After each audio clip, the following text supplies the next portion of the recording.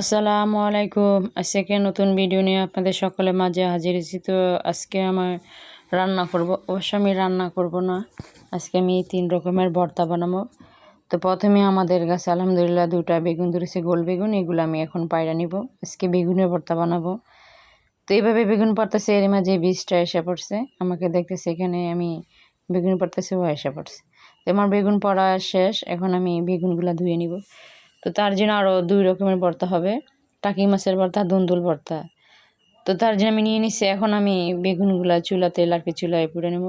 তো ভাবছিলাম লাকড়ি চুলা পড়বো, তো না, ভাবলাম না গ্যাসে পুড়ি তাহলে খুবই ভালো হয়। তো আমি এখন গ্যাসে পুড়ে নেব আস্তে আস্তে করে। তো এইভাবেই আমি গ্যাসে দিয়ে দিয়েছি। তো এখন আমার এক পাশ হয়ে গেছে, এখন আমি আবার উল্টেই দিব। তো এভাবে আমি বেগুনগুলা সম্পূর্ণ পুড়ে নিব। তো এভাবে করে আমার বেগুন প্রায় আমার হয়ে গেছে পোড়া, এখন আমি নামিয়ে নিব। তো তার জন্য এখন আবার আমি লাকড়ি চুলায় আমি ধুন্দুলগুলো পোড়া দিব। তো এখন আমি ধুন্দুলগুলো দিয়ে দিচ্ছি, 2টা ধুন্দুল, একটা ছোট একটা বড়। তো এভাবে দিয়ে দিয়েছি। 10 মিনিট পর আসে দেখবো হয়েছে কি। তো 10 মিনিট পর আসা পরে দেখি হ্যাঁ হয়ে গেছে ধুন্দুল। তো এখন আমি উঠে নিছি, একটা হয়ে গেছে, ছোট যেটা ওটা হয়ে গেছে, বড়টা হয়নি। তো আবার আমি বড়টা দিয়ে দিছি জেনে পোড়ার জন্য, যিনি ভালো করে পোড়া হোক। তো এভাবে আমি পুড়ে নিছি। তো এখন আমার প্রায় পোড়া শেষ, এখন আমি ভর্তা বানাবো।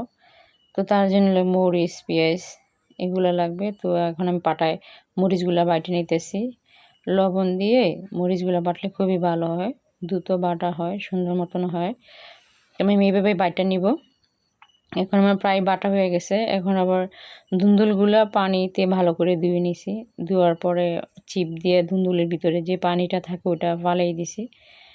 ওটা না ফাললে ভর্তাটা স্বাদ হয় না, পান্না পান্না হয়ে যায়, তার জন্য আমি পানিটা ফালাই দিছি।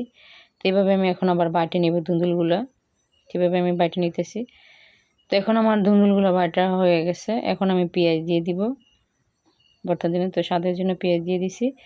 তো এখন আমার প্রায় ধুন্দুল ভর্তা হয়ে গেছে, এখন আমি নামিয়ে নিব।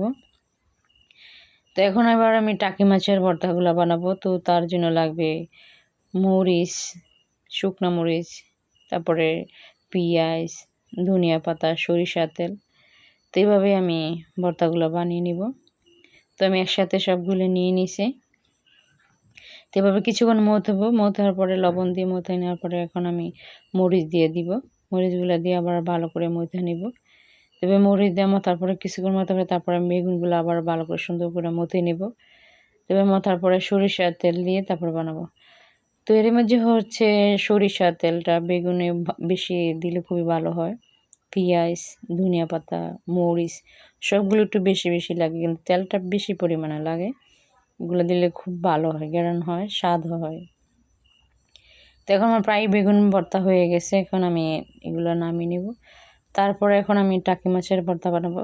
তো টাকি মাছের ভর্তার জন্য আমি একই জিনিস লাগবে, পেঁয়াজ, ধনিয়া পাতা, মরিচ। তো এরই মাঝে আবার বৃষ্টি এসে পড়ছে, দেখছে আমি মাছের ভর্তা বানাইতেছি। ও আবার মাছ ভাজা খায়, কাঁচা মাছ খায় না। ওকে আমি ছোটোবেলা থেকে মাছ ভাজা খাওয়া শিখেছি, সব কিছু রান্না করা জিনিস খাওয়াইছি, ওকে আমি কাঁচা জিনিস খাওয়াই না। তো এখন আমি সরিষার তেল দিয়ে দিছি এভাবে কিছুক্ষণ মতে নিয়ে। তো এখন আমি টাকি মাছের ভর্তা বানিয়ে নিব, কিছুক্ষণ আমার মাথা বানিয়ে নিব। তো এখন মাথা হয়ে গেছে, এখন আমার প্রায় ভর্তা বানানো হয়ে গেছে। তো এই ধরনের ভর্তা কার কার পছন্দ আমাকে সবাই কমেন্ট করে জানাবেন।